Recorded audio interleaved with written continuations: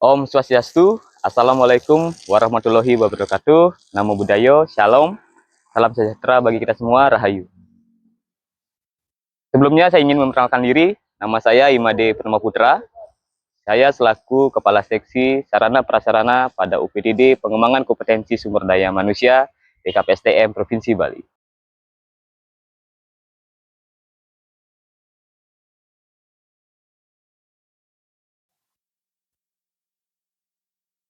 UPTD Pengembangan Kompetensi Sumber Daya Manusia merupakan salah satu unit kerja yang dibentuk oleh BKPSDM Provinsi Bali guna meningkatkan kapasitas aparatur sipil negara di pemerintah Provinsi Bali. Dalam konteks perencanaannya maupun pelaksanaan kegiatannya tentunya harus mengacu dengan visi misi baik itu pemerintah pusat maupun pemerintah daerah. Untuk visi Pada misi visi misi pemerintah pusat, kami mengacu pada prioritas nasional ke-7 pada Asta Cita, yaitu memperkuat reformasi politik, hukum, dan birokrasi, serta memperkuat pencegahan dan pemberantasan korupsi, narkoba, judi, dan penyelundupan. Selaras dengan hal tersebut, pada jenjang pemerintah Provinsi Bali, BKPSDM Provinsi Bali mengacu pada misi ke-22, yaitu memantapkan penyelenggaraan tata kelola pemerintahan daerah yang efektif, efisien, transparan, akuntabel, dan bersih, serta meningkatkan kualitas layanan publik yang cepat, pasti, dan murah. Indikator kinerja utama kami adalah peningkatan ataupun progres indeks sistem merit yang telah ditetapkan pada periode 2025 sampai dengan 2029.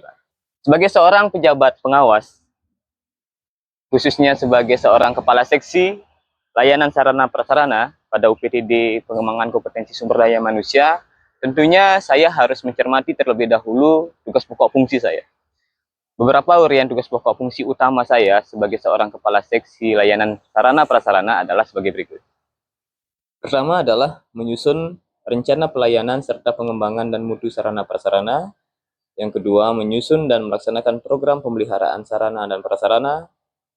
Ketiga, menyiapkan bahan kerjasama pelayanan sarana prasarana UPTD dengan instansi pemerintah, swasta, lembaga, atau masyarakat. Keempat, menerima, menindaklanjuti, dan melaporkan hasil penanganan keluhan pelanggan terhadap sarana prasarana. Dan kelima, melaksanakan sosialisasi dan promosi sarana prasarana. Untuk menyusun sebuah pemerintahan yang clean and good governance, tentunya sebagai seorang aparatur sipil negara yang profesional, saya harus memulainya dengan menganalisis semua data-data dukung yang saya miliki di sini guna mendukung tujuan daripada BKPSDM Provinsi Bali dalam meningkatkan indeks sistem merit kita. Oleh karena itu, beberapa data atau bahan awal yang saya gunakan diantaranya adalah mengidentifikasi semua peraturan yang terkait. Salah satunya adalah Peraturan Lembaga Administrasi Negara Nomor 9 Tahun 2025 tentang Tata Kelola Sarana Prasarana Pelatihan Aparatur Sipil Negara. Yang kedua, Keputusan Kepala Lembaga Administrasi Negara Nomor 244-K-HKM.02.2 tentang Pedoman Penjaminan Mutu Pelatihan Aparatur Sipil Negara dan Peraturan Daerah Nomor 1 Tahun 2026 tentang penghormatan, perlindungan, dan pemenuhan hak penyandang disabilitas. berdasarkan hasil pencermatan tersebut, kami menyadari bahwa telah terjadi pergeseran atau perubahan kebijakan terkait dengan pelaksanaan pengembangan kompetensi. Yang sebelumnya dilaksanakan secara terpusat dan tradisional, sekarang kita bergeser menjadikan sebuah pengembangan kompetensi yang terintegrasi atau yang kita sebut dengan corporate university. Tentunya hal ini berimplikasi pada penyesuaian terhadap kebutuhan sarana prasarana guna menunjang pelaksanaan pelatihan dengan metode tersebut. Pengembangan mulai daripada jaringan internet, sampai juga dengan pembangunan sebuah learning management system yang memadai, sehingga mampu mengakomodir kebutuhan daripada para peserta dan juga bagi para pengajar yang ada di lingkungan kami. Di samping itu, kami juga harus menggunakan data dukung adalah bagaimana rencana jumlah pelatihan yang akan dilaksanakan pada tahun berikutnya, sehingga analisis kebutuhan kami terhadap kebutuhan sarana prasarana menjadi tepat sasaran dan tepat guna, tidak berlebih dan tidak kurang.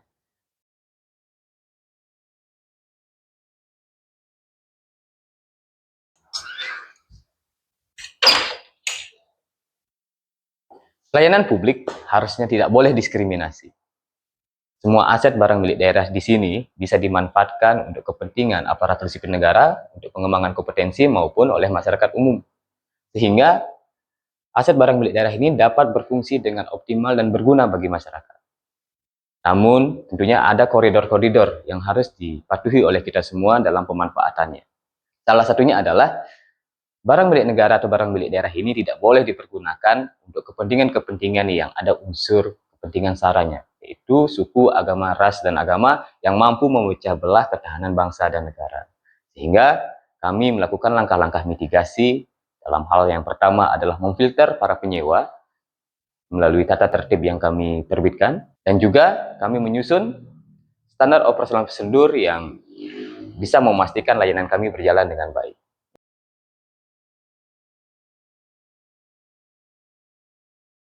Controlling merupakan salah satu aspek yang paling penting dalam pelaksanaan sebuah kegiatan. Guna menjamin sebuah layanan yang memenuhi standarisasi, maka kami membentuk sebuah media atau prosedural untuk mempermudah para tamu kami. Apabila ada keluhan, kami bisa langsung disampaikan di link ini atau di barcode ini, dan kami bisa memprosesnya dengan lebih cepat.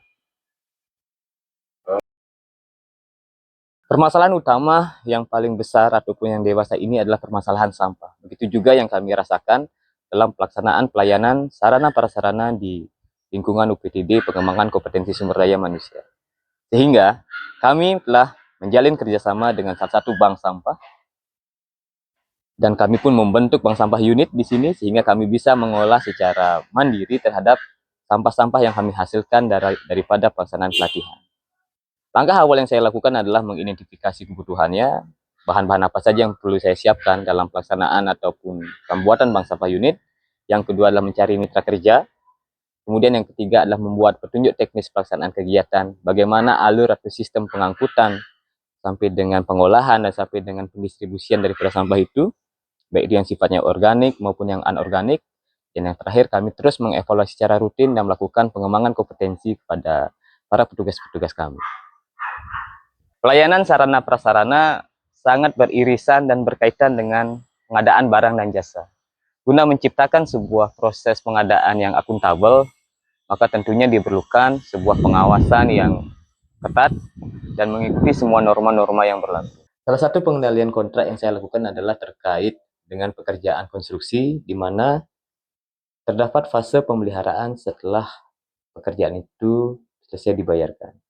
Pemeliharaan ini dilaksanakan selama 180 hari, dan dalam fase pemeliharaan tersebut diketemukan sebuah cacat produk, sehingga kami bersurat kepada penyedia untuk segera melakukan perbaikan selama masa pemeliharaan tersebut.